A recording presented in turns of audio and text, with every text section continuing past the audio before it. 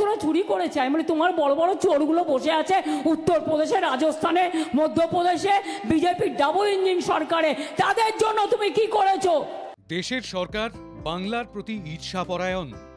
রাজধর্ম মেনে সব রাজ্যের উন্নতিতে সমান অর্থ বন্টন করা দরকার, কিন্তু বাংলা 100 দিনের কাজ পানীয় জল প্রকল্পে প্রথম হওয়ায় বিজেপি সরকার হিংসার রাজনীতি করছে।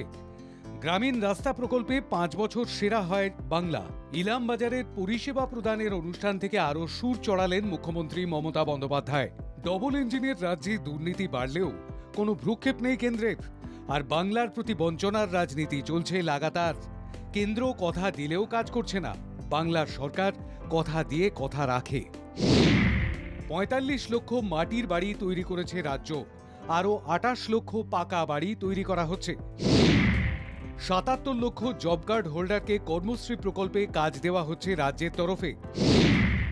কেন্দ্র টাকা দিচ্ছে না ঘরে ঘরে জল পৌঁছতে, 90% টাকা দিচ্ছে রাজ্য সরকার। বিজেপির রাজ্য উত্তরপ্রদেশ, রাজস্থানে বড় বড় চোর বসে রয়েছে, তাও টাকা মিলছে। পানীয় জল প্রকল্পে 100 দিনের কাজের টাকা বন্ধ করে দিয়েছে কেন্দ্র। টাকা চাইতে যাওয়ায় দিল্লিতে পুলিশ হেনস্থা করছে। 100 দিনের কাজ তো আপনারা বন্ধ করে দিয়েছেন, যারা কাজ করেছিল তারাও টাকা পায়নি। আমরা রাজ্য সরকার থেকে তাদের টাকা দিয়েছি।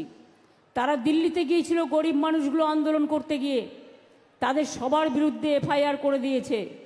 আমাদের যত এমপি এমএলএরা গিয়েছিল সবার বিরুদ্ধে। অজয় নদের উপর বহু প্রতীক্ষিত সেতুর উদ্বোধন করেন মুখ্যমন্ত্রী মমতা বন্দ্যোপাধ্যায়। দুর্গাপুর থেকে বোলপুর যাওয়া এবার আরও সহজ হবে।